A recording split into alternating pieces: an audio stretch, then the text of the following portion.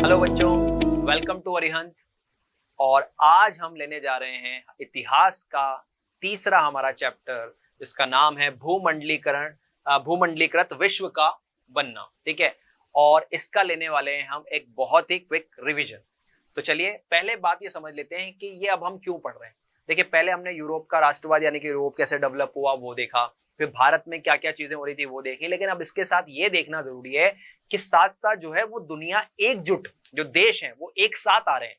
और उसको आप एक, अगर हम बात करें तो आपका जो अर्थशास्त्र वाला पार्ट है हमारे सामाजिक विज्ञान का, उसमें आपने वैश्वीकरण नाम का एक शब्द पढ़ा है, जिसके अंदर आज क्या हो रहा है कि धीरे धीरे सारी अर्थव्यवस्थाएं जो है दुनिया की वो जुड़ती जा रही हैं और वो एक लेवल पे आ रही है। मतलब अब कोई भी देश अलग नहीं है, आपका व्यापार वहां पे, वहां का व्यापार यहाँ पे होता है। तो उस वैश्वीकरण को ही हम एक तरह से भूमंडलीकरण कह सकते हैं, जहां पर सारे देश जुड़ते चले गए, सारे देश साथ आते चले गए, अपनी अपनी जो है इच्छाओं और अपनी अपनी आवश्यकताओं को पूरा करने के लिए व्यापार में लोग साथ आए। धीरे धीरे जो है ये पूरी दुनिया, जहां पे देश अलग अलग छोटे छोटे राज्यों में, प्रांतों में बटे हुए थे, वो व्यापार और बहुत सारी चीजों की वजह से एक साथ जुड़ने लगे, और इसी को भूमंडलीकरण हम कह रहे हैं। ठीक है, तो भूमंडलीकरण जो हो रहा है वो कैसे हुआ, कहां से शुरू हुआ, कहाँ की हम इसमें बात करेंगे, वो सारी चीजें हम इसमें देखने वाले हैं। तो चलिए शुरुआत करते हैं कि विश्व के एकजुट होने का जो तरीका है वो कैसा रहा। तो यहाँ पे देखिए, सबसे पहले हम इसको लेते हैं, थोड़ा पूर्व आधुनिक युग में चलते हैं। पूर्व आधुनिक युग की अगर मैं बात करूं तो हम क्या बोलना चाह रहे हैं कि आज से अगर आप थोड़ा सा आइडिया लगाएं तो आज से 400, 500, 1000 साल पहले की अगर हम एक सिचुएशन को देखें तो तब भी जो है हमारे यहाँ पे ऐसा तो है नहीं कि भैया ये हम बोल सकते हैं कि आज का जो आधुनिक युग है उसमें दूरियां बहुत कम हो गई हैं, बहुत जल्दी एक जगह से दूसरी जगह आ जा सकता है। लेकिन ऐसा नहीं है कि पहले आया जाया नहीं जा सकता था, लोग आते थे जाते थे, लेकिन दूरियां बहुत थी, समय लगता था, लेकिन वो धीरे था। मतलब लोग आते जाते थे लेकिन टाइम बहुत लगता था। तो हम ये कह सकते हैं जो उस टाइम का जो युग था उसमें धीरे धीरे लोगों का एक दूसरे के साथ आदान प्रदान, मिलना जुलना हुआ। थोड़ा थोड़ा लोग जो है अपने एरिया से बाहर निकलना शुरू हुए। और जैसे जैसे आप समझते हैं कि संस्कृति के, अलग अलग संस्कृति के लोग मिलते हैं, तो उसका क्या होता है रिजल्ट, एक संस्कृति का दूसरे संस्कृति से मिलान होता है, तो देशों में एक तरीके से आदान प्रदान शुरू हो जाता है। तो आप देख सकते हैं कि क्यों लोग जो है एक देश से दूसरे देश की यात्राएं जो है वो शुरू हुई, क्यों लोगों ने ये काम शुरू किया। तो बहुत सारे अलग अलग रीजन थे। जैसे कि हम कह सकते हैं कि बहुत सारे यात्री हुआ करते थे जो एक दूसरे देखना चाहते थे कि हमारे देश के अलावा भी कितनी सिस्टम होते हैं, तो वो उन्होंने बहुत तरीके से और बहुत मुसीबतें झेल करके यात्राएं करी। फिर बहुत बड़ा रीजन जो आगे जा करके हम कह सकते हैं वैश्वीकरण और भूमंडलीकरण का कारण बना, वो थे व्यापारी। तो जो व्यापारी वर्ग था उनको अपने नए नए जगह चाहिए थी व्यापार करने के लिए, नए नए सिस्टम समझने थे उनको, अपने नई जो है कस्टमर उनको मार्केट में ढूंढने थे। इसलिए उन्होंने भी जो है एक जगह से दूसरी जगह पर जो वो गए। फिर जो पुजारी, तीर्थ यात्री अगर हम कहें तो बहुत अलग अलग जगह पर तीर्थ स्थान होते हैं। आज भी हम अलग अलग जगहों पर तीर्थ यात्राएं करने जाते हैं, तो उस टाइम पर भी बहुत अलग अलग जगह पर लोग जाया करते थे तीर्थ यात्रा के लिए। तो इतना सारा जो सिस्टम था वो लंबी लंबी दूरी की यात्राएं किया करते थे। और इससे क्या हुआ, धीरे धीरे आध्यात्मिक ज्ञान का आदान प्रदान, हमारा सिस्टम का, कम्युनिकेशन का, संस्कृति का, इन सबका आदान प्रदान लोगों के अंदर होने लगा। और धीरे धीरे जो ये अलग अलग बटे हुए देश थे वो थोड़े थोड़े पास आने लगे और भूमंडलीकरण की ये शुरुआत हुई। ठीक है, तो हम कह सकते हैं कि भूमंडलीकरण जो है वो आधुनिक युग से पूर्व ही शुरू हो गया था और उसका जो सिस्टम है वो इस तरह से आगे बढ़ा। ठीक है, अब जो लोग थे वो क्यों जाते थे एक जगह से दूसरी जगह। भाई अभी मैंने बताया कोई जा रहा है व्यापार के लिए, और कुछ लोग तो इसलिए भी जाते थे कि जहां वो रह रहे थे वहां बहुत यातनापूर्ण जीवन वो जी रहे थे, तो उन्हें लगा कि अगर हम यहाँ से कहीं और जाएंगे तो वहां हमें और ज्यादा अच्छा जीवन यापन मिल सकता है, इसलिए भी वो वहां से निकले। तो इस तरह से आदान प्रदान जो है वो शुरू हुआ। तो ये पहला हम कह सकते हैं कि पूर्व आधुनिक युग में एक तरीके से शुरुआती जनक हम मान सकते हैं भूमंडलीकरण का। ठीक है, चलिए उसके बाद क्या होता है कि अब जैसे जैसे ये आदान प्रदान शुरू हुए तो सब बहुत बड़ा रोल इस आदान प्रदान में, इस आने जाने में जो प्ले किया वो किया रेशम मार्ग, यानी कि हमारे सिल्क रूट ने। अब ये सिल्क रूट क्या था, देखिए सिल्क रूट क्या है, एक ऐसा मार्ग था जो बड़े बड़े अलग अलग देशों को, दूरियों को जोड़ता था। और आप ये मान के चलें कि ये कोई बहुत नया नहीं, बहुत पुराने टाइम से बिजनेस, हम ये नहीं कहेंगे कि भैया अमेरिका, कनाडा ऑस्ट्रेलिया, भारत में जो है बिजनेस अब होने लगे हैं, ये बहुत सालों से हो रहे हैं। और इसके लिए पहले जो रूट यूज किया जाता था तो क्या था, ये इसका नाम रेशम मार्ग या रेशम सिल्क रूट क्यों पड़ा? क्योंकि सबसे पहले जो है सिल्क को बेचने खरीदने के लिए या सिल्क के व्यापार या रेशम के व्यापार को आगे बढ़ाने के लिए इस मार्ग का शुरुआत हुई थी। लोगों ने खोजा था ये मार्ग। तो जैसे जैसे रेशम का पहले आदान प्रदान हुआ, उसी मार्ग से फिर धीरे धीरे वस्त्र और अलग अलग चीजें अलग अलग देशों से जो है आने जाने लगी। तो ये रेशम मार्ग था, उसके दो मार्ग हुआ करते थे। एक तो भूमार्ग, भूमार्ग में बहुत सारे देशों से कनेक्ट होकर के ये मार्ग चला करता था, और एक समुद्री मार्ग जहां से समुद्र से होकर के लोग जो है इस पूरे सिस्टम में आया जाया करते थे। तो इस रेशम मार्ग ने भी पूरे दुनिया के देशों को जोड़ने में बहुत बड़ा रोल प्ले किया। और आप ये रेशम मार्ग मान के चलें, आज से मैं बात कर रहा हूं तो 500,000 साल पहले ये जो सिस्टम था उसमें ये यूज हुआ करता था। आज तो हमारे पास बहुत सारे मार्ग हो गए, लेकिन उस टाइम पे यही एक बड़ा मार्ग हुआ करता था देशों को जोड़ने का। ठीक है, तो आप देख सकते हैं कि पूर्व में, अब देखिए यहाँ पे कौन कौन लोग संपर्क में आए, तो देखिए यूरोप, अफ्रीका, एशिया, इनका एक संपर्क हुआ। चीन, है ना, यहां से रेशम के जहाज आया जाया करते थे। अब कौन कौन सी, इस रेशम मार्ग का मतलब ये मत मान लेना कि रेशम ही यहां से आया गया, रेशम तो शुरुआत थी। उसके बाद भारतीय उद्योग, आपको पता है हमारा उद्योग जो व्यापार थे वो बहुत अच्छा हुआ करता था उस समय पर। जिस जो लेवल ब्रिटिशर्स से आने से पहले हमारा हुआ करता था, तो हम बहुत अच्छे संपन्न देशों में आया करते थे, तो हमारे मसाले बड़े फेमस हुआ करते थे दुनिया भर में। हमारे ऐसे मसाले जाते थे, वस्त्र जाते थे, सोना यूरोप से इधर उधर आता जाता था। तो रेशम जो मार्ग है उसका काफी यूज हुआ, और उसने भी भूमंडलीकरण को आगे बढ़ाने में बहुत बड़ा रोल प्ले किया। इसके बाद फिर एक और कारण रहा जिसकी वजह से भूमंडलीकरण और आगे बढ़ा। पहले यात्राएं होने लगी, फिर ये रेशम मार्ग आया, फिर एक कोई भोजन यात्रा। अब भोजन यात्रा का यहाँ पे मतलब समझे, ये कहना क्या चाह रहा है। देखिए, जब लोग एक जगह से दूसरी जगह पर गए तो अलग अलग संस्कृतियों में जब हम जाते हैं तो हमको क्या देखने को मिलता है कि वहां का भोजन अलग है, हमारा भोजन अलग है। अब हो सकता है कि जब हम वहां पहुंचे तो वहां के भोजन के कुछ अंश हमको अच्छे लगे, वहां की जो फसलें हैं उनमें से कुछ चीजें हमें अच्छी लगी, तो क्या हुआ, देश वो कृषि और वो फसलें अपने यहाँ लेकर के आए और उसको अपने सिस्टम का हिस्सा बनाया। तो मतलब भोजन में बदलाव आने लगा लोगों के, भोजन यात्रा चालू हुई, और इसकी वजह से भी व्यापार जो है पनपा और देश पास में आए। तो हम कह सकते हैं कि जैसे एक एग्जांपल के लिए लें कि भाई आज आप देखते हैं कि हमारे नॉर्थ इंडिया के अंदर, उत्तरी भारत के अंदर आप डोसा खा लीजिए, या आप चाइनीज कोई प्लेट लेना चाहते हैं वो मिल जाएगी। ये सब आपके पास पूरे विश्व का अलग अलग फूड, अलग अलग खाना आपके पास अवेलेबल है। ये पॉसिबल कैसे हुआ? क्योंकि भोजन जो है एक जगह से दूसरी जगह पर ट्रांसफर हुआ। अब इसमें जो मेनली जो फसलें थी जो अलग अलग देशों में पहुंची, उनमें आप कह सकते हैं कि यात्री आए और उनके अलग अलग परिचय। सबसे बड़ा कारक इसमें आलू रहा। ठीक है, आलू, सोयाबीन, मूंगफली, मक्का, टमाटर, मिर्ची, चुकंदर, ये जो चीजें थी वो एक जगह से दूसरी जगह आने लगी। ठीक है, अब आप कह सकते हैं जैसे नूडल्स हैं, तो नूडल्स तो चीन का खाना था, वो धीरे धीरे पश्चिमी देशों में पहुंचा, तो वहां भी एक तरीके से जुड़ाव आने लगा, भूमंडलीकरण बनने लगा। और बाद में जो हमारा ये अमेरिका, यूरोप, एशिया, इनके अंदर जो है अलग अलग भोजन का आदान प्रदान होने लगा। ठीक है, और इसमें देखो सबसे बड़ा अगर हम नाम ले तो आलू का जो है ना वो यूज बहुत बढ़ गया, क्योंकि आलू एक ऐसी चीज है जो हर किसी छोटी चीज में हम यूज करके उसका काम ले सकते हैं। और सबसे ज्यादा इसका यूज जो है ना आयरलैंड के अंदर होने लगा। लेकिन आयरलैंड में इसका यूज होने के कुछ नुकसान भी हुए। 1840 में एक बीमारी फैली आलू के अंदर, और जो है आलू की पूरी फसलें वहां पर खराब हो गई, और आलू के यूज करने से बहुत सारे लोग, लाखों लोग वहां मर भी गए, और एक तरह से भूखमरी वहां पे आलू का अकाल फैल गया। ठीक है, तो कुछ अच्छे कुछ बुरे चीजें होती रहीं, और जो भूमंडलीकरण है वो आगे बढ़ा। इससे भी मतलब काफी हमको भूमंडलीकरण के अंदर हेल्प मिली। चलिए आगे बढ़ते हैं। अब देखिए ये दो तीन चीजें तो हो ही रही थी, लेकिन अब क्योंकि आपको पता है कि सबसे बड़ा कारक हम बोल रहे हैं, भाई भोजन यात्रा अपनी जगह है, तीर्थ यात्राएं अपनी जगह है, लेकिन जो सबसे बड़ा कारण जो भूमंडलीकरण को आगे लेकर के आया वो था व्यापार। और व्यापार करने के लिए आपको क्या ढूंढने होंगे? नए नए देश, नए नए मार्ग, नए नए रास्ते आपको खोजने पड़ेंगे, और इस कार्य में यूरोप सबसे आगे रहा।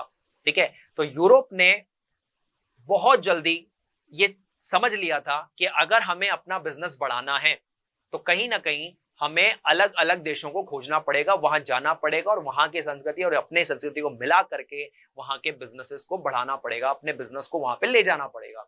तो आप देख सकते हैं कि 16वीं शताब्दी में जो नाविक हुआ करते थे यूरोप के, उन्होंने एशिया को ढूंढ निकाला, अमेरिका को ढूंढ निकाला, ठीक है, और उनके मार्ग खोज लिए। अब धीरे धीरे क्या हुआ, थोड़ा विश्व वापस से छोटा होता चला गया, मतलब क्योंकि नए मार्ग मिल गए तो अब देश जो है वो थोड़े पास आ गए, ठीक है। तो इस पास आने से जो है जो व्यापार है वो बढ़ा। और मैंने आपको पहले भी बताया कि उस समय पर भारत का व्यापार बहुत ही संपन्न अवस्था में था, और आप देख सकते हैं कि उस समय भारतीय उपमहाद्वीप जो है व्यापार का एक मेन केंद्र हुआ करता था। तो ये व्यापार जो है अब यूरोप के देशों के साथ भी हम यहाँ के अलावा वहां भी करने लगे, क्योंकि उन्होंने एशिया में और अमेरिका तक अपनी पहुंच बना ली थी, ठीक है। अब हम ये देख सकते हैं कि धीरे धीरे यूरोपीय देश जो हैं वो अमेरिका में पहुंचे, और वहां पे उन्होंने पेरू, मैक्सिको की जो खाने थी उन पर भी अपना आधिपत्य जमाया, और वहां से जो धातु थी या चांदी वगैरह थी उनका भी वो उन्होंने निकासी करी, और उसका भी व्यापार वहां से बहुत बढ़ा। तो देखने का मतलब हम समझ पा रहे हैं कि व्यापार बढ़ाने के लिए मार्गों की खोज जो है वो हुई, और इस व्यापार ने भी देशों को पास में लाने का काम किया, जिसकी वजह से नए नए देश खोजे गए और वहां तक लोग पहुंचे, ठीक है। तो ये एक सिस्टम और डेवलप हुआ। अच्छा, धीरे धीरे हम अलग अलग चीजों से आगे बढ़ रहे हैं, मतलब आप कनेक्ट करते हुए चलते जाइएगा एक कैसे ये सब चीजें जो हैं, छोटे छोटे जो स्टेप्स हैं, उनकी वजह से पूरी कंट्रीज जो हैं वो पास में आना शुरू हो गई। अब भैया फिर दौर आता है, जैसे जैसे गाड़ी आगे बढ़ रही है, धीरे धीरे नए नए देश खोजे जा रहे हैं, वहां पे पहुंचा जा रहा है। अब ऐसे करते हुए व्यापार आगे बढ़ता रहा और 19वीं शताब्दी आई। तो 19वीं शताब्दी का हम यहाँ पे जिक्र इसलिए कर रहे हैं क्योंकि 19वीं शताब्दी में जो उद्योग थे, जो व्यापार थे, वो तेजी से बढ़े, या जो ये वैश्वीकरण का दौर है वो तेजी से बढ़ा है। अभी धीरे धीरे धीरे चल रहा था, 19वीं शताब्दी में बढ़ गया। और 19वीं शताब्दी में क्यों? क्योंकि उसके कुछ 3 प्रमुख कारक रहे, जिसकी वजह से ये जो 19वीं शताब्दी है उसके अंदर हमारा बिजनेस ज्यादा बढ़ा। 3 कारक देख लेते हैं। पहला तो देखिए, वस्तुओं में व्यापार का प्रवाह जो पुराना था वही चल रहा था, यानी कि वस्तुओं का आदान प्रदान तो हो ही रहा था और वो तेजी से बढ़ा, यानी कि हम कह सकते हैं, जिसको आज हम कहें इंपोर्ट एक्सपोर्ट जो हम करते हैं चीजों का, वो बहुत तेजी से बढ़ा। तो वस्तुओं का आदान प्रदान तो अपनी जगह पर था ही सही, लेकिन उसके साथ साथ जो है लोगों का आदान प्रदान, यानी कि श्रम का आदान प्रदान, अब ये दूरियां भी खत्म हो गई और लोग रोजगार ढूंढने के लिए एक देश से दूसरे देश की यात्राएं करने लगे। यहाँ के लोग जो है बाहर भेजे जाने लगे, वो उनको हमने अभी आगे पढ़ेंगे भी सही, हम जैसे अनुबंधित मजदूर होते हैं उनको भेजा गया, वहां से लोग यहाँ आए। तो व्यापार के साथ साथ जो है श्रम का आदान प्रदान भी होने लगा, ठीक है। तो ये हम कहेंगे श्रम का प्रवाह। तो रोजगार की तलाश में लोग आगे बढ़े, और इसी के साथ साथ जो बड़े प्रभुत्वशाली देश थे, क्योंकि उनके पास पैसा ज्यादा था, उन्होंने पूंजी का प्रवाह भी स्टार्ट कर दिया, ठीक है। तो पूंजी का प्रवाह मतलब एक देश दूसरे देश में पैसा लगाएगा, निवेश करेगा, उनको ऋण देगा, इसका भी एक नया तरीका मार्केट में आ गया। तो इस तरह से पैसा लग रहा है, लोग इधर से उधर आ रहे जा रहे हैं, इसके साथ साथ जो है वस्तुएं आ रही हैं। तो एक बहुत तेजी से जो है वैश्वीकरण जो है वो भूमंडलीकरण आगे बढ़ा, इन सब कारणों की वजह से 19वीं शताब्दी के अंदर। तो ये और एक बड़ा कारक रहा इसको आगे बढ़ाने का। इसके बाद अगर हम देखें तो फिर धीरे धीरे विश्व अर्थव्यवस्था का उदय होने लगा, ठीक है। अब 19वीं शताब्दी में जैसे मैंने बोला कि आगे आगे चीजें बढ़ती जा रही हैं, तो पूरा अब ये लगने लगा कि सब देश अलग अलग नहीं है, वो सारा एक विश्व है, और इस विश्व की अर्थव्यवस्था सारे देश एक दूसरे से जुड़े हुए। तो ये जो सिस्टम था, इसमें आपका जो विश्व अर्थव्यवस्था का जो उदय था, उसकी अगर हम शुरुआत की बात करें तो सबसे पहले यहाँ पे इसको बनाने में जो एक पुराना मतलब सबसे मेन पॉइंट रहा, वो ब्रिटिशर्स से हम इसको शुरुआत करते हैं। तो देखिए, ब्रिटिश एम्पायर में क्या हो रहा था कि धीरे धीरे औद्योगिकरण बढ़ रहा था, जनसंख्या वृद्धि हुई, तो खाद्यान्न की डिमांड बढ़ी कि भैया खाने वाले लोग बढ़ रहे हैं, खाना लाइए। तो धीरे धीरे क्या हुआ, चीजों के दरें बढ़ी, महंगाई बढ़ने लगी। तो जब महंगाई बढ़ने लगी तो भैया वहां का जो गरीब लोग थे या जो सामान्य लोग थे, उनके लिए चीजें खरीदना मुश्किल होता चला गया। तो फिर इसी बीच में एक प्रॉब्लम जो ब्रिटेन के अंदर थी, वो प्रॉब्लम क्या थी? देखिए, ब्रिटेन के अंदर प्रॉब्लम थी कॉर्न लॉ को लेकर के। ये कॉर्न लॉ क्या था? देखिए, ब्रिटिशर्स ने एक कानून बना दिया था। वहां के जो ब्रिटिशर्स के जमींदार लोग हुआ करते थे, जो प्रभुत्वशाली लोग थे, उन्होंने दबाव डालकर ब्रिटिशर्स के सरकार के ऊपर ये लॉ बनवा लिया था कि जी बाहर से जो है किसी भी प्रकार के मक्का का यानी कि कॉर्न का कोई आयात ब्रिटिशर्स एरिया के अंदर नहीं होगा। ठीक है, हम ही यहाँ पे जो है, हम जो यहाँ के लोग हैं वही बनाएंगे और वही उगाएंगे और वही बेचेंगे। तो इससे क्या हुआ कि बाहर से जो आयात होना बंद हो गया, तो वहां के लोगों का जो मतलब जो कॉर्न था वो महंगा हुआ करता था, वो महंगी खेती करते थे और लोगों को भी महंगा बेचते थे। तो इसकी वजह से महंगाई और बढ़ गई, लोगों को चीजें खाना और मुश्किल होता गया। तो इसका जो वहां के लोग थे उन्होंने काफी विरोध किया, भाई ये उच्च दर पे जो आप मक्का बेच रहे हैं, क्यों नहीं, अगर यहाँ की मक्का हमको उच्च दर पे मिल रही है तो बाहर से हम मक्का मंगाएं तो वो हमें सस्ती पड़ेगी। ठीक है, तो आप देख सकते हैं कॉर्न लॉ आया और कॉर्न लॉ ने जो है भोज्य पदार्थों का मूल्य बढ़ा दिया, अत्यधिक हो गया, बहुत ज्यादा हो गया। तो इसका जो है उद्योगपति जो वर्ग था और जो और नगरों में रहने वाले लोग थे वो इससे अप्रसन्न हुए और उन्होंने दबाव बनाया कि जी सरकार आप इसको हटाएं। तो इस दबाव में आकर के सरकार ने फाइनली उस कॉर्न लॉ को वापस ले लिया। अब इस कॉर्न लॉ का प्रभाव क्या पड़ा? कॉर्न लॉ को वापस लेने से जो बाहर का मक्का था वो आने लगा ब्रिटिश के अंदर, एरिया के अंदर, इंग्लैंड में आने लगा। अब आने लगा तो क्या हुआ, अभी हमने बोला कि इनके यहाँ जो मक्का बन रही थी वो तो थी महंगी और बाहर से आ रही है सस्ती, तो ऑब्वियस सी बात है कि जो वहां के नागरिक हैं वो बाहर वाली मक्का खरीदेंगे क्योंकि वो सस्ती पड़ रही है। तो इससे क्या हुआ, धीरे धीरे जो वहां के जो किसान थे या वहां के जो ये जमींदार लोग थे उनकी आय गिरने लगी। ठीक है, क्यों? और वो उन्होंने बड़ी एरिया पे खेती करना ही बंद कर दिया। ठीक है, तो वो खेत खाली होने लग गए क्योंकि अब उनको लगने लग गया कि हम बना भी लेंगे तो बिकेगा कैसे, क्योंकि हम उगाएंगे, हम तो महंगा उगा रहे हैं और वहां से सस्ता आ रहा है, तो हमारा बिकना पॉसिबल नहीं है। तो बेटर है कि हम ये काम ही ना करें और धीरे धीरे बेरोजगारी वहां पर फैलने लग गई। तो ये एक दुष्प्रभाव पड़ा कॉर्न लॉ का, लेकिन कुछ अच्छे प्रभाव भी रहे। तो अच्छे प्रभाव में अगर हम बात करें तो देखिए हमारे पास आता है, तो प्रभाव देख लेते हैं कि कॉर्न लॉ के उन्मूलन से बढ़िया प्रभाव क्या है। ठीक है, तो देखो इसकी वजह से ऑब्वियस ही बात है कि जब इतने सारी चीजें बाहर से आएंगी तो मूल्यों में गिरावट आने लगी, धीरे धीरे जो है लोगों को खाने के लिए सस्ती चीजें मिलने लगी, वापस से व्यापार जो है वो बढ़ने लगा, लोगों के हाथ में आय बचने लगी। ठीक है, तो यहाँ पे गिरावट हुई और तेजी से औद्योगिक वृद्धि हुई। फिर मैंने कहा जैसे आय बढ़ी लोगों की,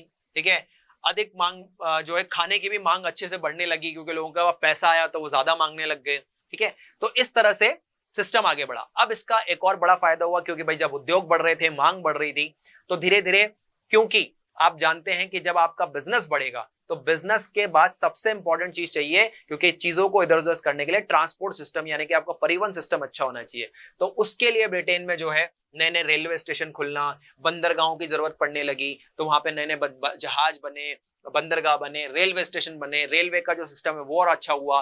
फिर जो काम करने वाले लोग थे वो आवास, जो उनकी जो कर्मचारी है उनकी भी वृद्धि हुई, तो उनके लिए आवासों की जो समस्या है वो होने लगी, तो श्रमिक वर्ग को भी काम मिलने लगा, लोग बाहर से आने लगे और पूंजी और श्रम जो है उसका आदान प्रदान भी शुरू हो गया। तो एक तरीके से कहें तो कॉर्न लॉ के जाने से पूरा जो ब्रिटिश एम्पायर था उसके अंदर एक अच्छा सिस्टम डेवलप हुआ और वो औद्योगिकरण वहां पर बढ़ गया। चलिए, इसके बाद क्या होता है, इसके बाद अब क्या हो गया, ये बात आगे बढ़ती रही और धीरे धीरे जो है मतलब अर्थव्यवस्थाएं जो है वो जुड़ने लग गई। इसी के साथ साथ 19वीं शताब्दी में क्या था, तकनीक का विकास भी बहुत तेजी से हो रहा था। अब तकनीक के विकास से फायदा क्या हुआ, क्योंकि हम मानते हैं कि अगर तकनीकें आती हैं, और आज भी हम अगर देख रहे हैं तो जितनी तकनीक बढ़ती जा रही है, तकनीक बढ़ने से क्या बढ़ता है, स्पीड बढ़ती है। ठीक है, आपका काम पहले से फास्ट हो जाता है, उसे ही हम कहते हैं कि भाई आप किसे कहोगे, आपकी टेक्निक बेटर कैसे होगी, कि जो काम कल 1 घंटे में हो रहा था अगर वो आज 5 मिनट में होने लग गया तो मैं कहूंगा कि हाँ ये तकनीक बढ़िया है। तो उसी तकनीक के डेवलप होने की वजह से जो व्यापार था उसका समय कम होने लग गया, अब चीजें बहुत आसानी से जो है देशों में आने जाने लग गई। तो बहुत बड़े बड़े जो आविष्कार थे उस टाइम तकनीक के वो हुए, जिसमें रेलवे का सिस्टम आया, स्टीमर आए, टेलीग्राफ का सिस्टम आ गया। ठीक है, तो इनकी वजह से धीरे धीरे जो है रेलवे परिवहन और तीव्र हो गया, मालगाड़ियां आ गई। ठीक है, तो अब जो तीव्र गति से जो हमारा अमेरिका था, ऑस्ट्रेलिया, न्यूजीलैंड, इनके दूर दूर के खेतों से माल बहुत आसानी से आने लग गया और धीरे धीरे बिजनेस और बढ़ा, व्यापार और बढ़ा। ठीक है, तो तकनीक ने भी काफी उसमें हेल्प करी। फिर देखिए अगर हम तकनीक की बात करें तो मांस के परिवहन में बहुत जबरदस्त इस तकनीक का हेल्प मिली।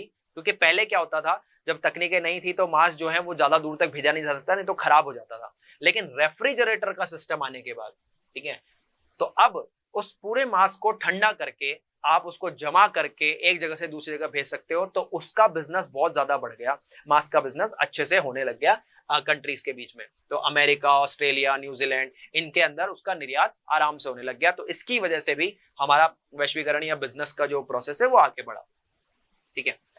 उसके बाद अब क्या होने लगा ना, अब धीरे धीरे बातें आगे बढ़ रही हैं, छोटी छोटी चीजें जो हैं वो भूमंडलीकरण की तरफ हमको लेके जा रही हैं। फिर जो बड़े देश थे जिनका व्यापार बहुत अच्छे से फैलने लग गया था, वो अलग अलग जगह पर जाकर व्यापार करने लगे, तो उनको एक चीज समझ में आई कि यार अगर अपना व्यापार हमको बढ़ाना है तो हमें छोटी जो कंट्रियां हैं, जो आसपास के जो हमारे देश हैं और जो गरीब देश हैं, उनके ऊपर अपना क्यों ना प्रभुत्व जमा लिया जाए, ठीक है, उनको अपना उपनिवेश बना लिया जाए और उनके साथ जो है अपना बिजनेस ट्रांजेक्शन किए जाए, ताकि वो तो कमजोर होते जाएं और हमारा बिजनेस जो है उनके ऊपर थोपकर हम बड़े बनते जाएं, ठीक है। तो एक तरीके से इसी उद्योगों की चाह ने, इस व्यापार की चाह ने नए नए उपनिवेश पैदा कर दिए, ठीक है। जैसे कि भारत जो है वो ब्रिटिशर्स उपनिवेश बना, तो ब्रिटिशर्स की यहाँ आने की जो मंशा थी वो यही थी कि यहाँ का पूरा व्यापार तबाह हो जाए और उनका व्यापार बहुत अच्छा हो जाए, यहाँ का सारा पैसा वो खींच के व्यापार के थ्रू वापस वहां बाहर ले जाए। तो इस तरह का एक सिस्टम यहाँ पे 19वीं शताब्दी में आया। तो आप देख रहे हैं कि क्योंकि यूरोप के जो देश थे वो अलग अलग जगह पर अपने उपनिवेश बनाते जा रहे थे, तो लोगों का जीवन जो है बहुत कष्टदायक आर्थिक हालात होते जा रहे थे, सामाजिक और पारिस्थितिक परिवर्तन मार्केट में आते जा रहे थे। तो क्या किया इन्होंने, जो अपने उपनिवेश बनाए उनको विश्व अर्थव्यवस्था के साथ जोड़ दिया, ठीक है। और क्योंकि जो शक्तिशाली जो मैंने बोला कि आपके देश थे, वो धीरे धीरे सब इस होड़ में लग गए कि हमें अपने उपनिवेश तैयार करने पड़ेंगे अब। तो इसमें देखिए सबसे आगे ब्रिटेन, फ्रांस, जर्मनी, बेल्जियम और बाद में अमेरिका भी जो है इस चीज में कूद पड़ा। तो धीरे धीरे व्यापार की चाह उपनिवेश में बदलने लग गई। तो ये एक नया सिस्टम और देखने को मिला। अब देखिएगा इसमें हम और डिटेल में जाएं तो अफ्रीका में उपनिवेशवाद आया। तो अफ्रीका में उपनिवेशवाद किस वजह से आया, देखिए वहां पे 19वीं शताब्दी के अंत में जो है बहुत बड़ा एक जो है महामारी, एक पशु महामारी फैल गई और प्लेग वगैरह के जिसको हम कह सकते हैं, उसकी वजह से काफी पशुओं की वहां पे डेथ हो गई। तो इसकी वजह से बहुत बुरी तरह से वहां का अफ्रीका का व्यापार जो है वो त्रस्त हुआ, वहां भूखमरी फैल गई, लोगों के बाद बेरोजगारी बढ़ती गई। तो ये एक अच्छा समय था। तो यूरोपीय शक्तियों ने क्या किया, उन्होंने देखा कि अगर हम जाकर के अभी यहाँ पे अपना कंट्रोल जमा लें, इनके बागान, इनके जो खेत हैं वो अपने हाथ में लेकर के, कंट्रोल में लेकर के, और यहाँ पे अपना सिस्टम डेवलप कर दें, तो इस तरह से वो यूरोप जो है वो अफ्रीका पहुंच गया और अफ्रीका के हालात बुरे थे। तो धीरे धीरे अफ्रीका जो है वो यूरोपीय कंट्रियों का क्या बन गया, उपनिवेशिक बन गया, ठीक है। तो देखिए 19वीं शताब्दी में जो मैं बता रहा हूँ कि ये सब तो हो ही गया था कि आपके पशु वगैरह मर गए थे, तो अंत में जो है यूरोपवासी ने खदानों और बगानों में स्थापित करने के लिए अफ्रीका आ गए, ठीक है। तो उनकी खदानें और उनके बागान, उनके खेत अपने हाथ में कंट्रोल में ले लिए। तो इस तरह से धीरे धीरे अफ्रीका में उपनिवेशवाद चालू हो गया। अब इसका भारत पर भी असर आया, ठीक है। भारत तो पहले से उपनिवेश हो रखा था ब्रिटेन का, लेकिन इस वैश्विक जो अर्थव्यवस्था का जो निर्माण हो रहा था, इसके से भारत भी अछूता नहीं रहा। तो भारत को जो ब्रिटेन है, जो हम जो उपनिवेश थे, उसको उन्होंने कैसे यूज किया, उनका ये तरीका था कि क्यों ना ये जो भारतीय लोग हैं इनको मजदूर बना करके, इनको अनुबंधित मजदूर बनाया जाए और अनुबंधित मजदूर बना करके इनको भेज दिया जाए कहीं बाहर अलग अलग देशों में काम करने के लिए अनुबंध पे। और अनुबंधित मजदूर का मतलब क्या था कि हम आपको एक टाइम तक आपके साथ अनुबंध कर लेंगे, इतने समय तक आपको हमारे यहाँ पे काम करना है और उसका इतना पैसा, जैसे मान लीजिए साल भर तक आप हमारे यहाँ काम करेंगे, मजदूरी करेंगे, और उसका एक मुश्त अमाउंट जो बनता होगा वो हम आपको दे देंगे, ठीक है। तो एक नई प्रथा स्टार्ट हो गई कि अगर हमें अपने बिजनेस बढ़ाने हैं तो हमें मजदूर चाहिए, हमें काम करने वाले लोग चाहिए और सस्ते भी चाहिए। तो क्यों ना जो हमारी औपनिवेशिक कंट्रियां हैं उन वहां से हम लोगों को अनुबंध पे लेके आए और उनसे काम करवाएं और उनको कम पैसों में हम अपने अंडर में कर लें, ठीक है। तो क्या हुआ, इसी के लिए अनुबंधित मजदूर की जो प्रणाली है वो शुरू हो गई, ठीक है। तो अनुबंधित मजदूर जो प्रणाली है वो आई और इसमें एक तरीके से हम कहें तो वो क्या हो गया, एक बेचारा बंधुआ मजदूर हो गया। अब वो आपके साथ बंध गया है, धीरे धीरे आप उसको ट्रैप में ले लोगे और उससे आप जैसा चाहोगे वैसा काम करवाओगे, ठीक है। अब इनको अलग अलग जगह पर भेजा गया और जो लाखों भारतीय और चीनी मजदूर थे वो अलग अलग देशों में यात्राएं की, अलग अलग बगानों में, खदानों में, विश्व के अलग अलग निर्माण योजनाओं में उनको भेजा गया, वहां पे उनसे काम करवाए गए। ठीक है, तो ये जो ज्यादातर मजदूर थे जो यहाँ से निकले, तो ये भी एक तरीके से आप हमने अभी आगे पढ़ के आए थे कि श्रम का आदान प्रदान, तो ये उसी का एक हिस्सा है कि किस तरह से वैश्वीकरण या भूमंडलीकरण में श्रम का आदान प्रदान से बहुत जल्दी जो है काम हुआ। और ज्यादातर जो भारतीय मजदूर थे वो कहां से गए, वो उत्तर प्रदेश, बिहार, मध्य भारत, तमिलनाडु से ये लोग निकले और अलग अलग जगहों पर जाकर बसे। ठीक है, अब क्या हुआ, ये जो भारतीय जो अनुबंध पे जाने वाले मजदूर थे, इनका कहां कहां पर इनका गंतव्य स्थान रहा, मतलब ये ज्यादातर लोग कहां पर जाकर काम करने लगे। तो इनको वैसे तो सब अलग अलग जगह पर, ज्यादातर जो लोग हैं वो कैरिबियाई कंट्रीज में जाकर के उन्होंने काम किया। तो कैरिबियाई कंट्रीज में कौन कौन से हो गए, जैसे कि Trinidad, Guana, Suriname, Mauritius, Fiji, ये आसपास के जो देश थे इनमें इनको ज्यादा भेजा गया और वहां पे इनसे काम करवाया गया। ठीक है, और इसके अलावा जो तमिल यानी कि तमिलनाडु से आने वाले जो लोग थे उनको सिलोन, मलाया, यहाँ पे भेजा गया। और कुछ मजदूरों को आसाम के चाय के बागानों में लगाया, जो हम पिछले चैप्टर में पढ़ के आए कि बागानों में जो लोग थे उनको बंधुआ मजदूरी में रख दिया जाता था और वहां से उनको निकलने नहीं दिया जाता था। तो इनको बहुत ख्वाब दिखाए जाते थे, इनको बहुत सपने दिखाए जाते थे जब इनको ले जाया जाता था कि तुम्हारे को इतनी अच्छी कंडीशन मिल जाएगी। और वो बेचारे पहले ही अपने इस औपनिवेशिक वाद से जो है परेशान थे यहाँ पे, तो उन्हें लगता था कि उन्हें एक अच्छी जिंदगी मिलेगी। लेकिन जब वो वहां पहुंचते थे तो पता लगता था कि यहाँ तो हालात और भी बुरे हैं, पहले से भी हम बुरे हालात में आ गए हैं। ठीक है, तो इस तरह से एक नया सिस्टम इंडिया से डेवलप हो गया कि लोगों को मजदूरी पर बाहर ले जाया जाए।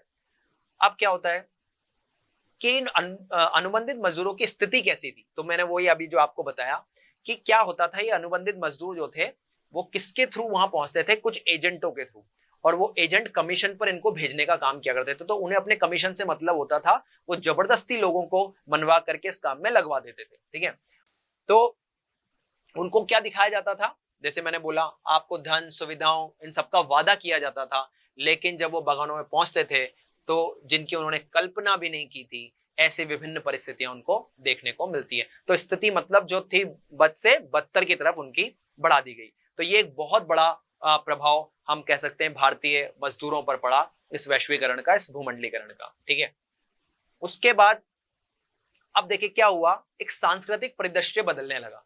परिदृश्य बदलने का मतलब आप यहाँ पे समझे कि जो मजदूर जाते थे अब वो एक तरीके से फंस गए वहां पे। ठीक है, तो इस 19वीं शताब्दी में ये सारी जो बड़ी शक्तियां थी वो ये काम करने लग गई। उन्हें कहा ये तो बहुत बढ़िया सिस्टम मिल गया, हमको जहां भी काम करना होगा ये औपनिवेशिक लोगों को वहां भेज दिया करेंगे और वहां पे अपना बढ़िया बिजनेस जम जाएगा, पैसे भी कम देने पड़ेंगे, इन पे कंट्रोल भी हमारा रहेगा। तो एक बढ़िया सिस्टम उनको लगने लगा। तो एक तरीके से 19वीं सदी को जो ये जो कार्य हुए, इसकी वजह से दासता की एक नई प्रथा जो है उसके रूप में 19वीं सदी को वर्णित किया गया। यानी कि दासत्व का जो जीवन है, लोगों के अंदर ये फीलिंग आ गई कि भैया बड़े लोग जो हैं वो छोटे लोगों को दास बनाएंगे और दास बना करके, अपना स्लेव बना करके वहां पे उनसे काम करवाएंगे।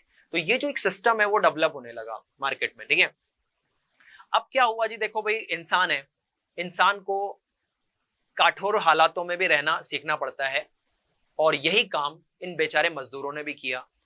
इनको लगा कि ठीक है, अगर हम उपनिवेश में जैसे कठोर परिस्थितियों में रह रहे थे तो उससे थोड़ी कठोर परिस्थिति हमको यहाँ पे मिली, तो ये उन्होंने उसमें भी निर्वाह किया। और इंसान कहीं ना कहीं अपने मनोरंजन, अपनी प्रसन्नता के साधन ढूंढ ही लेता है, तो वो काम इन्होंने भी किया। और वहां पर रहते रहते इन्होंने खुद के अपने त्योहार डेवलप करना शुरू कर दिए, अपने ही बीच में एक संस्कृति बना ली और उसके थ्रू अपना मनोरंजन करना शुरू कर दिया। तो आप कह सकते हैं कि नई नई संस्कृति डेवलप होने लग गई इस अनुबंधित मजदूरों के अलग अलग क्षेत्रों में जाने की वजह से। तो ये भी एक नया सिस्टम देखने को मिला कि नया सांस्कृतिक दृश्य सामने आ गया।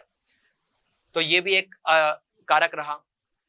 अब बात करते हैं कि वो जो अनुबंधित मजदूर गए थे, तो वो अनुबंधित मजदूरों के वंशजों का क्या हुआ। ठीक है, क्या वो अनुबंधित गए थे तो वापस आ गए, तो हम कहते हैं देखो लाखों मजदूर गए। तो अब ऑब्वियसली बात है कि आप कहीं पे जा रहे हैं, वहां पे काम कर रहे हैं, तो आप भी ये आज भी हम ये देखते हैं कि जो लोग अपने शहरों से किसी और शहर में जाकर के काम के लिए चले जाते हैं, फिर वो वहीं बस जाते हैं और उनका पूरा का पूरा सेटअप वहां पे जम जाता है। तो भाई पहले तो दूरियां इतना हुआ करती थी कि एक बार जाने के बाद आना ही बहुत मुश्किल होता था। तो काफी सारे लोग जिन देशों में काम करने गए, वो काम में अनुबंध खत्म होने के बाद वहीं बस गए। ठीक है, वो वहीं रहने लगे, वहीं पे अपना काम धंधा छोटा मोटा कोई ढूंढकर अपना व्यवस्था बनाने लगे। तो उनका जो वंश है वो वहीं पे आगे बढ़ा, ठीक है। तो आप ये मान सकते हैं कि उस समय पर भारतीय समुदाय के बहुत सारे लोग अलग अलग देशों में गए और एक बड़े बड़े समुदाय आज के टाइम पर अगर हम देखते हैं तो पूरी दुनिया के कहीं ना कहीं किसी ना किसी कंट्री में भारतीय वंशज भारतीय समुदाय के लोग रहते हैं। और इसका हम मान सकते हैं कि जो ये हमारे पुराने जो भारतीय मजदूर वहां पे गए थे, कुछ लोग उन्हीं के वंशज उनमें से निकलेंगे। तो आप एग्जाम्पल के लिए देख सकते हैं कि जो वेस्ट इंडीज है, जैसे हम देख सकते हैं कि एक तो नोबेल पुरस्कार विजेता है वीएस नायपॉल, ठीक है। ये जो है एक जो मजदूर थे जो बाहर गए थे उन्हीं के बेटे थे। और जो प्रसिद्ध क्रिकेटर हमारे यहाँ पे रहे हैं जैसे कि वेस्ट इंडीज के जो लोग थे शिव नारायण चंद्र पॉल या राम नरेश सरवन, ये उन्हीं बंधुआ और जो अनुबंधित मजदूर जो वेस्ट इंडीज में जाकर के बस गए थे उन्हीं के वंशज थे। और ये उनकी क्रिकेट टीम से खेले क्योंकि ये वहां जाकर बस गए, तो थे तो इंडियन ही, वहां चले गए, ठीक है। तो इस तरह से ये जो प्रथा है इसने काफी कुछ चेंज कर दिया। लेकिन धीरे धीरे क्योंकि ये बात समझ में आने लगी कि ये प्रथा गलत है और इसकी वजह से जो है जिंदगियां लोगों की बर्बाद हो रही हैं, तो 1921 में इसका जबरदस्त विरोध इंडिया के अंदर होता है और सरकार को झुकना पड़ता है और इस व्यवस्था को बंद कर दिया जाता है, ठीक है। तो अनुबंधित श्रम की जो प्रथा थी वो भारतीय राष्ट्रवादियों के कई वर्षों के विरोध के बाद उन्मूलन हो गया, ठीक है। तो ये हम कह सकते हैं कि एक तरीके से एक सिस्टम चला और वो 1921 में आके थोड़ा बंद हुआ। फिर आगे देखते हैं आगे क्या व्यवस्थाएं बनी। अब बात करते हैं कि भारत जब उपनिवेश बन गया तो भारत के उपनिवेश बनने से भारत के व्यापार पर ब्रिटेन से क्या असर आया। और आप असर क्या है अगर मैं बोलूं, आप समझ ही रहे हैं कि ब्रिटेन कोई ऐसा तो नहीं कि भारत के भले के लिए काम किया होगा, उन्होंने अपने ही भले के लिए व्यापार को आगे बढ़ाया। तो देखिए उन्होंने क्या किया। सबसे पहले तो ब्रिटिशर्स जो थे, क्योंकि आप ये मान के चलें कि जो भारत का बना हुआ सूती कपड़ा था वो बहुत फेमस हुआ करता था पुराने समय पर दुनिया में, अलग अलग देशों में इसका निर्यात होता था और बहुत अच्छी डिमांड हमारे कपड़े की थी। अब क्या हुआ, हमारा कपड़ा ब्रिटिश एरिया में भी जाया करता था, तो ब्रिटिशर्स ने हमारे व्यापार को खत्म करने के लिए उनके एरिया में कर बढ़ा दिए ताकि हमारा कपड़ा महंगा हो जाए। तो धीरे धीरे हमारे कपड़ों पे कर बढ़ गए तो उनका बिकना तो बंद हो गया और वहां का जो कपड़ा है वो इंडिया आने लगा। वहां के जो उद्योगपति थे उन्होंने कहा जी हमें व्यापार के लिए नई जगह चाहिए, तो वो इंडिया आए और इंडिया में उनका कपड़ा सस्ता पड़ने लग गया क्योंकि उनके ऊपर कर नहीं होते थे। तो दोनों तरफ से मार दिया। तो अब एक भारतीय मध्यम या गरीब वर्ग का आदमी जिसको कपड़े पहनने हैं, अब उसको भारतीय कपड़ा महंगा मिल रहा है और उसको ब्रिटिशर्स का जो उद्योग है उनका कपड़ा सस्ता मिल रहा है, तो ऑब्वियस सी बात है वो ब्रिटिशर्स का कपड़ा खरीदेगा। तो धीरे धीरे हमारे व्यापार जो है खत्म होने लगे और ब्रिटिशर्स के व्यापार बढ़ने लगे, ठीक है। तो इससे प्रतिकूल असर आया भारतीय वस्त्र उद्योग पर। पहली तो ये बात यहाँ पे समझ में आती है, ठीक है। तो उन्होंने हमारा पहले तो वस्त्र उद्योग खराब कर दिया। इसके बाद उन्होंने और बहुत तरीके से हमारे जो है सिस्टम को खराब किया कि क्यों ना इनका वस्त्र बनाने की जगह वस्त्र बनाने का जो रॉ मटेरियल है, जो इनका कपास है, जो सूत है, उसका ही फसल पे थोड़ी सी रोक लगा दी जाए, ठीक है। तो इन्होंने क्या किया, इन्होंने जो भारत के किसान थे उनको प्रताड़ित किया, उनको मजबूर किया कि वो कपास की खेती करने की जगह वो क्या करें, नील की खेती करें, ठीक है। तो उनको पहला उन्होंने बोला नील की खेती करो। अब नील की खेती करो क्यों भाई, क्योंकि नील की जरूरत उनको ब्रिटेन में थी, वहां पे कपड़े रंगने के लिए वो काम आती थी, तो यहां से जो नील बनती थी वो उसको निर्यात कर दिया करते थे ब्रिटेन के अंदर, ठीक है। तो उन्होंने यहाँ को कपास तो बनाना कम कर दिया, तो वैसे ही सूत का कपड़ा मिलना कम हो गया और ऊपर से नील और स्टार्ट कर दी जिसका उनको फायदा मिलने वाला था। इसके अलावा उन्होंने अफीम उगाने पर भी जोर दिया यहाँ के खेतों में, और यहाँ की जो अफीम होती थी उसको वो चीन में भेज दिया करते थे और चीन से वहां से उनको निर्यात करने पर बहुत सारा पैसा मिलता था, तो यहाँ से भी वो आर्थिक रूप से भी संबल उनको मिलने लग गया, ठीक है। तो ये चीन से पैसा भी आ रहा है, हमारा कपड़ा उद्योग भी चल रहा है, आपको नील उगाने के लिए मजबूर भी कर दिया। तो इस तरह से उन्होंने पूरे भारतीय बिजनेस को बर्बाद करना शुरू कर दिया उपनिवेशवाद के अंदर, ठीक है।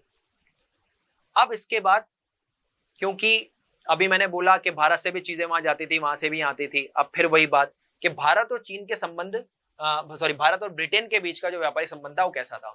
तो आप इस बात को समझ सकते हैं कि यहाँ से चीजें वहां जा रही हैं और वहां से यहाँ आ रही हैं, फायदा किसका होगा, फायदा सिर्फ ब्रिटिशर्स का होगा, ठीक है। यहाँ से जो चीजें जा रही है उनसे जितना मूल्य मिलता था उससे ज्यादा आयात हम ब्रिटेन से करते थे और उनको हमसे ज्यादा पैसा मिलता था। तो आप देख रहे हैं कि अगर अर्थशास्त्र के हिसाब से हम देखें कि हम वहां से कम ला रहे हैं और उनको ज्यादा दे रहे हैं, तो यानी कि ब्रिटिशर्स जो है वो हमेशा सरप्लस में रहा करते थे, उनको हमेशा यहां से कमाई होती थी, फायदा होता था, हमें नुकसान उन्हें फायदा।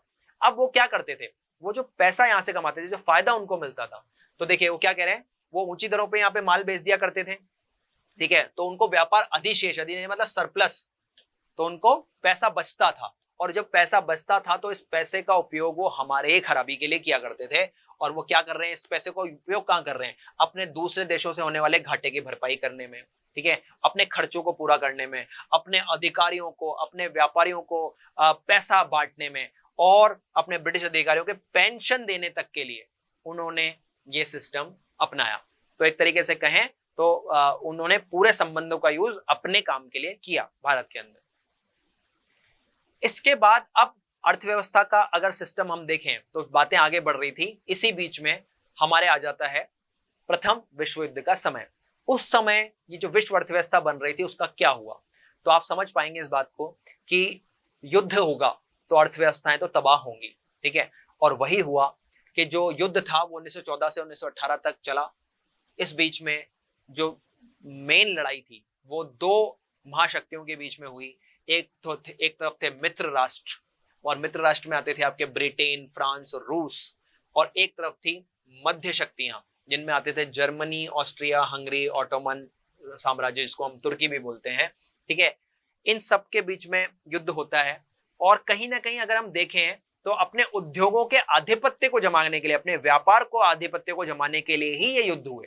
तो इसको हम कह सकते हैं कि प्रथम आधुनिक औद्योगिक युद्ध था ये, ठीक है। अब इसकी वजह से देखिए आप समझ पा रहे हैं कि जो गरीब कंट्रीज थी, जो मध्यम कंट्रीज थी, उनका तो पूरी तरह से बिजनेस तबाह हो गए एक तरीके से सब जगह, क्योंकि रक्षा पे बजट बहुत बढ़ गया, खर्चे बहुत बढ़ गए, तो बेरोजगारी, कंपनियां बंद होना, ये सब काम युद्ध के बीच अर्थव्यवस्था में होने लगे, ठीक है। तो ये एक बहुत बुरा प्रभाव हमको देखने को मिला युद्ध के बीच में। अब युद्ध के बाद जब हालात को थोड़ा संभालने का समय आया, ठीक है, तो एक नई चीज मार्केट में डेवलप हुई कि अगर हमें लोगों के अंदर उपभोग बढ़ाना है, इस बात को आप थोड़ा सा गौर से समझिएगा कि युद्ध के बाद 1918 के बाद जब सिस्टम वापस सुधरने लगा तो एक नीड मार्केट में आई कि अगर उपभोग कब बढ़ेगा भाई, लोग चीजें कब खरीदेंगे, जब चीजें सस्ती मिले, ठीक है। और चीजों को सस्ता करें कैसे, चीजों को सस्ता करने का एक नायाब तरीका जो है निकल करके आया, और आज वो अर्थव्यवस्था का या अर्थशास्त्र का एक बहुत ही इंपॉर्टेंट पॉइंट बन गया है कि क्यों ना बड़े पैमाने पर उत्पादन किया जाए, ठीक है। तो यहाँ पे हम क्या कह रहे हैं, बड़े पैमाने पर उत्पादन। अब देखिए इसको पहले समझे, बड़े पैमाने पर उत्पादन का मतलब क्या है। देखो जब आप कोई भी चीज एक या दो बनाते हो तो ये हमारा अर्थशास्त्र कहता है कि चीजें अगर कम बनाओगे तो खर्चा ज्यादा होगा, ठीक है, क्योंकि कुछ खर्चे ऐसे होते हैं जो होते ही होते हैं। आपने अपने अगर बिल्डिंग किराए पे ले रखी तो है, मशीन रखी है तो रखी है, आपका चपड़ासी बैठा है, आपका आदमी आ रहा है और उसका पैसा जा रहा है तो जाएगा ही जाएगा। तो क्यों ना हम उत्पादन को इतना बढ़ाएं, इतने बड़े पैमाने पर लेके जाएं कि जितना उत्पादन हमारा बढ़ता जाए उतनी हमारी लागत कम होती जाए। ये एक सिस्टम जो है वो समझ में आना शुरू हो गया। और ये देखिए क्यों हुआ, क्योंकि 1920 के दशक में जो संयुक्त राष्ट्र अमेरिका था उसकी अर्थव्यवस्था बहुत मजबूत होने लगी, क्योंकि पैसा बहुत डेवलप हो गया था। तो वहां पर सबसे पहले ये जो बड़े पैमाने पर उत्पादन का कार्य है वो किया फोर्ड कंपनी ने, जो कार बनाती थी। तो कार में ये वृहत उत्पादन का लेवल हेनरी फोर्ड पहली बार लेकर के आए। तो जो उनकी असेंबली लाइन का मतलब होता है जहां पे गाड़ियां बनती हैं, मतलब जो स्टेप बाय स्टेप जो प्रोसेस होती है गाड़ी बनने की, कि पहले क्या लगेगा, टायर लगेंगे, फिर लाइट लगेगी, फिर मिरर लगेगा, फिर स्टीयरिंग लगेगा, ये जो सिस्टम होता है इसे असेंबली लाइन बोलते हैं। तो उन्होंने कहा कि असेंबली लाइन के अंदर जो गाड़ियां बन रही है बहुत तेजी से बननी चाहिए। मतलब उन्होंने अपने मजदूरों को बोला मशीनों की तरह काम करो, रुको ही मत, बिल्कुल नहीं रुकना है आपको। एक गाड़ी आई, फिर दूसरी गाड़ी आई, फिर तीसरी गाड़ी आई, चलने दो। अब इससे क्या होगा, दिन भर में जहां पहले 3 या 4 गाड़ियां बनती थी वहां पे 10 गाड़ियां 15 गाड़ियां बनेंगी। तो एक ही दिन में जब इतना उत्पादन बढ़ेगा तो कार की क्या होगी, लागत गिर जाएगी और आप अपनी कार सस्ती बेच पाओगे मार्केट में। तो ये एक सिस्टम डेवलप हो गया और धीरे धीरे ये जो तरीका था इसकी वजह से कारों की जो है लागत कम हो गई। तो दूसरी का जो बिजनेसमैन थे, दूसरे जो व्यापारी थे, उन्होंने भी इसको ट्राई किया और धीरे धीरे देखते देखते refrigerator, washing machine, radio, gramophone, संगीत, इन सब के जो है प्राइस गिरने लगे और लागत कम होने लगी, क्योंकि इनका भी वृहद लेवल पर उत्पादन हुआ। इसकी वजह से एकदम से अमेरिका की जो आय है ना वो तगड़े तरीके से बढ़ी, ठीक है, क्योंकि अब वो सस्ता भी बना रहा है, ज्यादा बना रहा है, तो लोग उससे खरीद भी रहे हैं। और इसकी वजह से धीरे धीरे एक अमेरिका जो है एक रिच कंट्री, यानी कि उसके पास पैसा बहुत बढ़ने लगा और वो कर्ज लेने वाले की जगह कर्जदाता कंट्री बन गया। अब वो दूसरी कंट्रियों को पैसा देने लग गया, ठीक है। तो ये एक सिस्टम और डेवलप हुआ। इसके बाद फिर भाई साहब ये चीजें चलती रही और चलते चलते जैसे जैसे बिजनेस आगे बढ़े, सब कुछ ठीक चल रहा था, वैश्वीकरण और भूमंडलीकरण बढ़ रहा था, लेकिन अचानक से आ जाती है महामंदी, ठीक है। तो महामंदी का जो दौर है वो आया 1929 के अंदर, ठीक है। तो 1929 के अंदर क्या होता है कि जो सिस्टम है वो धीरे धीरे कोलैप्स करने लगता है और मतलब गिरने लगता है। और उसके अंदर जो महसूस होता है कि इस अवधि में क्या चीजें देखने को मिली, देशों के उत्पादन, रोजगार, आय, व्यापार, इन सब में गिरावट हो रही है, ठीक है। अब जब ये सारी चीजें गिरेंगी तो अल्टीमेटली व्यापार जो है ध्वस्त होंगे और जो वैश्वीकरण और भूमंडलीकरण का सपना है वो कहीं ना कहीं छोटा होता चला जाएगा। अब बात करते हैं कि ये महामंदी आई क्यों, तो देखते हैं महामंदी का कारण क्या रहा, उत्तरदायी कारण क्या रहे। तो महामंदी का जो उत्तरदायी का पहला कारक जो समझ में आया, मतलब महामंदी के बाद जब इसको देखा गया तो पहला कारक जो समझ में आया वो क्या था, और बड़ा अजीब सा कारण था। क्योंकि देखिए कृषि जो है किसान करते थे, अब सबको अपनी आय चाहिए, तो किसानों ने क्या किया था उस समय पे, कृषि का उत्पादन बहुत बढ़ गया था। तो भाई हर चीज की अत्यधिक होना खराब है, तो उत्पादन बढ़ना भी खराब, क्योंकि अगर उत्पादन ज्यादा होगा तो आप समझ रहे हैं पूर्ति तो बहुत ज्यादा हो गई, खाने और लेने वाले लोग कम हैं, तो क्या होगा, उनके मूल्य गिर गए, इतने गिर गए कि उनका लागत तक निकालना मुश्किल हो गया। मतलब वो आज आपको उसको उगाने में अगर 10 रुपए खर्च हुए हैं तो आपको मिल रहे हैं उसके 5 रुपए, तो इतना ज्यादा नीचे उनके रेट आ गए। तो भैया क्योंकि पैसा ही नहीं मिल रहा तो पूरी की पूरा जो सिस्टम है वो कोलैप्स कर गया और जो अर्थव्यवस्था थी वो हिल गई, क्योंकि जब उत्पादों का पैसा ही नहीं मिलेगा तो सिस्टम कैसे काम करेगा। अब ये पहला कारण रहा कि स्थिति खराब हुई और कुल मूल्य जो था वो बहुत ज्यादा गिर गया, ये पहला कारण रहा, ठीक है। अब ये तो था ही सही, इसके साथ साथ क्या हुआ, 1920 के अंदर अभी हमने पढ़ा कि जो अमेरिका था ना वो कर्जदाता कंट्री बन गया था, तो वो अलग अलग कंट्रियों को कर्ज दिया करता था, ठीक है। अब जैसे जैसे भैया अमेरिका के अंदर ये हालात पैदा हुए कि कृषि का जो उत्पादन का मूल्य ही नहीं मिल रहा है, तो वहां तो हालात खराब होने लगे। तो अमेरिका ने यूरोपीय जो कंट्री थी उनको जो वो पैसा ऋण दिया करते थे वो बंद कर दिया, ठीक है। अब जैसे वो बंद कर दिया तो उनका तो इससे काम चलने लग गया था, धीरे धीरे वो आगे बढ़ रहे थे, तो उनका भी पूरा सिस्टम एकदम से कोलैप्स कर गया, एकदम से गिर गया, ठीक है। और उनकी मुद्रा का बिल्कुल पतन हो गया, ठीक है।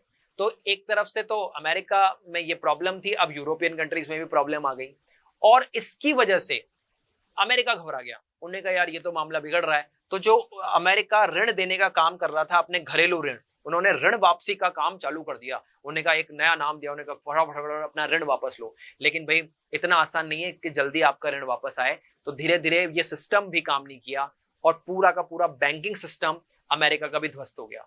तो ये जो सिस्टम थे एक के बाद एक जो प्रॉब्लम्स आई, उसने पूरा महामंदी का एक दौर जो है क्रिएट कर दिया पूरी दुनिया के अंदर, ठीक है।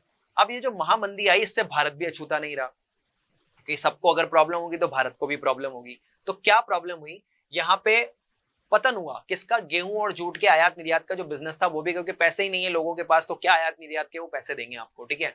तो अब ये मूल्य तो इनके गिर गए, लेकिन हम तो ब्रिटिश उपनिवेश थे और ब्रिटिशर्स का भी हालात खराब हुआ था महामंदी से, तो उन्हें चाहिए था पैसा। तो भैया इधर तो हमारे किसानों को कुछ पैसा मिल नहीं रहा, उनकी चीजें बिक नहीं रही, और दूसरा इधर ब्रिटिशर्स ने कर बढ़ा दिए, ठीक है। तो यहाँ पे आप देखें कि राजस्व की जो मांग है वो बढ़ने लगी, तो भैया किसान बहुत बुरे संकट में फंस गए, ना तो चीजें बिक रही हैं और इधर सरकार जो है वो आपसे कर और ज्यादा मांग रही है। तो ये जो पूरा सिस्टम था वो महामंदी का दौर पर हमारे इंडिया को झेलना पड़ा। अब क्या होता है जी, अब धीरे धीरे बात थोड़ी सी और आगे बढ़ती है और पहले विश्व युद्ध के बाद दूसरा विश्व युद्ध जो है वो शुरू हो जाता है और विश्व अर्थव्यवस्था जो है वो उस वापस से जो हमारा ये द्वितीय विश्व युद्ध हुआ था उसमें खराब होने लगती है, फिर उसके बाद उसका पुनर्निर्माण होता है। तो पहले तो हम द्वितीय विश्व युद्ध की बात कर लेते हैं। तो क्योंकि अपना आर्थिक कारणों को पूर्ण करने के लिए, कहते हैं ना कि जब थोड़ा सा आपको मिलने लगता है तो आप चाहते हो कि आपको और ज्यादा मिले और ज्यादा मिले और ज्यादा मिले, और उसी के परिणाम स्वरूप द्वितीय जो विश्व युद्ध है वो हुआ। और द्वितीय विश्व युद्ध लड़ा गया एक तरफ धुरी शक्तियों के बीच में, जिनके में थे जर्मनी, जापान, इटली, और मित्र राष्ट्र जो थे ब्रिटेन, फ्रांस और सोवियत संघ और अमेरिका, इनके बीच में लड़ा गया। और बहुत जबरदस्त ये पिछले वाला जो प्रथम विश्व था उससे भी खराब रहा, और इसमें काफी करोड़ लोगों, मतलब करीबन 6 करोड़ लोगों की इसमें मृत्यु हो गई, और ये पूरी उस टाइम की जनसंख्या का 3% लोगों की इसमें मृत्यु हुई। अब देखिएगा, आप समझ पा रहे हैं कि जब ये हुआ तो इसकी वजह से भी अर्थव्यवस्था पे बहुत बुरा प्रभाव पड़ा। बहुत सारे लोग जो पहले से ही विकासशील अवस्था में थे वो गरीबों की श्रेणी में आ गए, वहां के जो रोजगार पतन है, वहां के जो बिजनेस है वो सब बंद होने लगे, तो ये सिस्टम बड़ा खराब हुआ।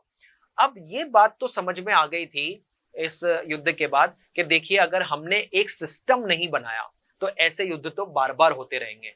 पहला हो गया, अगर 20 साल बाद दूसरा हो गया तो 10-15 साल में फिर से तीसरा नया विश्व युद्ध आ जाएगा। ठीक है, तो फिर क्या हुआ कि युद्ध के बाद कुछ बंदोबस्त किए गए, मतलब कुछ तैयारियां की गई कि भैया ये चीजें वापस नहीं होनी चाहिए। ठीक है, और इसका जो पहला श्रेय है, जो पहला काम इन महाशक्तियों ने इसके बाद किया, वो था ब्रेटन वुड्स संस्थान का गठन करना। ठीक है, अब क्या चीजें निकल के आई इस बंदोबस्त में कि देखो, इस पूरे विश्व युद्ध से एक बात समझ में आ गई कि अगर हमें आपको ऐसे चीजों में दोबारा नहीं जाना है तो आय के स्रोत जो हैं वो ढूंढने पड़ेंगे, निरंतर स्रोत हो, सबकी निरंतर आय हो, एक तरीके का जो है उत्पादन की निरंतरता बनी रहे, सबको स्थायी रूप से आय मिलती रहे। ऐसे अगर सिस्टम डेवलप हो जाए तो फिर किसी को किसी से समस्या नहीं रहेगी। तो यानी कि उपभोग बढ़ाया जाए, ठीक है, स्थायी आय दी जाए, स्थिर रोजगार मिले लोगों को, ऐसे कुछ कदम उठाए जाए ताकि लोगों का जीवन जो है वो अच्छा हो पहले से। तो ये पहला सबक हमको देखने को मिला। दूसरा जो था कि आप जो है, दूसरा सबक ये है कि अगर हम ये जो रोजगार से रिलेटेड मुद्दे हैं, वस्तुओं, पूंजी को बेचना या श्रम का आना जाना, इन सब का नियंत्रण अगर हम सरकार के हाथ में दे दें, मतलब सरकार डिसाइड करेगी कि कब कौन सी चीज बेची जाएगी, नहीं बेची जाएगी, कौन बाहर जाएगा, नहीं जाएगा, कौन सा बिजनेस करना है, नहीं करना है, तो अपने आप एक कंट्रोल बना रहेगा। वो जो प्रॉब्लम आई थी मंदी में कि कृषि का उत्पादन बहुत बढ़ गया क्योंकि किसी का कंट्रोल नहीं था, आज अगर हमारी बात करें तो भारत में सरकार कंट्रोल करती है। जैसे ही थोड़ा सा उत्पादन बढ़ता है उसको हम कंट्रोल करते हैं, बाहर भेज देते हैं, या बेचना कम पड़ता है तो बेचना बंद कर देते हैं, तो सरकारें उसको कंट्रोल करती हैं। तो वैसा ही एक कंट्रोल हमको लाना पड़ेगा। ठीक है, ये बात की भी वहां पे व्यवस्था हुई। तो इसके लिए ये जो शक्तियां थी, इन्होंने डिसाइड किया कि क्यों ना हम एक नया सिस्टम बनाएं, और 1944 में जो एक सम्मेलन जो है ब्रेटन वुड में आयोजित हुआ, ब्रेटन वुड्स नाम की जगह पर, इसीलिए इसको ब्रेटन वुड्स संस्थान के नाम से भी जाना जाता है। और वहां पे इन्होंने विचार विमर्श किया कि आगे का प्रोसेस कैसे किया जाए जिसकी वजह से ऐसे सिचुएशंस दोबारा पैदा ना हो। ठीक है, तो देखते हैं क्या किया इन्होंने। और ये ब्रेटन वुड जो संस्थान था, उसी से हमें दुनिया के 2 बड़े संस्थान मिले जिनका नाम है IMF और विश्व बैंक। ठीक है, तो ये उसी ब्रेटन वुड राउंड की देन थे, इसीलिए इन दोनों को ब्रेटन वुड ट्विंस भी कहा जाता है। तो देखिए यहाँ पर आपको मिलेगा ब्रेटन वुड ट्विंस। ठीक है, उसके IMF और विश्व बैंक को।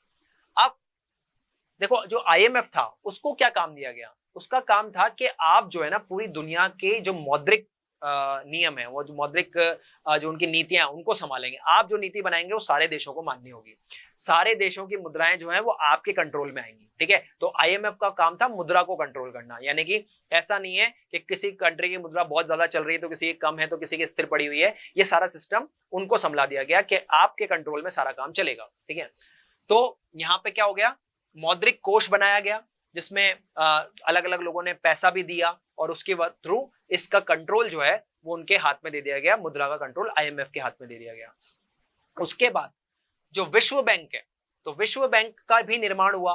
तो विश्व बैंक के निर्माण के लिए हमने क्या किया, किस लिए किया, कि जो युद्ध उपरांत जिन लोगों का जो कह सकते हैं कि एक तरीके से वो उनका देश जो है पूरी तरह से ध्वस्त हो गया था, वहां पे पूरी सिस्टम हिल गए थे, लोग गरीब हो गए थे, बेरोजगार हो गए थे, उनको वापस से अपना पुनर्जीवन प्राप्त करने के लिए ये जो विश्व बैंक है ये पैसा देगा, एक तरीके से डेवलपमेंट का काम वहां पर ये करेगा। तो इसलिए इसको भी हम लेकर के आए, ठीक है। तो धीरे धीरे ये जो सिस्टम था वो डेवलप हुआ, और इसमें जो अमेरिका था, क्योंकि आपको पता है अमेरिका का सबसे ज्यादा प्रभुत्व द्वितीय विश्व युद्ध के बाद बन गया था, तो उसने क्या किया, अपनी जो मुद्रा थी उसको स्थिर विनिमय दर में रख लिया, ठीक है। यानी कि मेरी मुद्रा जो डॉलर है वो चेंज नहीं होगी, बाकी सब आईएमएफ के हिसाब से चलेगा, पर मेरा जो है रोल वो मेरे हिसाब से चलेगा। तो ये एक सिस्टम उन्होंने डेवलप कर लिया। तो आईएमएफ आ गया, विश्व बैंक आ गया, ये एक नया सेगमेंट हमको विश्व युद्ध के बाद देखने को मिला। चलिए, उसके बाद अब क्या हुआ, अब क्योंकि आप देख रहे हैं कि धीरे धीरे जो हमारे जितने भी बड़े राष्ट्र थे वो इस द्वितीय विश्व युद्ध के बाद बहुत सहम गए, उनका भी बहुत खर्चा बढ़ गया, उनकी भी शक्ति बहुत कम हो गई। तो अब जितनी भी ये कंट्री जिन्होंने जो उपनिवेश बनाए थे वो उपनिवेश इनको ऊपर प्रेशर डालने लगे, और ये अब उनको संभालने की बस में नहीं रहे। तो धीरे धीरे जो उपनिवेश थे वो स्वतंत्र होने लगे, वो अपना काम अपने हिसाब से करने लगे। तो जो द्वितीय विश्व था उसके 20 साल के अंदर अंदर बहुत सारे उपनिवेश जो है वो स्वतंत्र हो गए, ठीक है।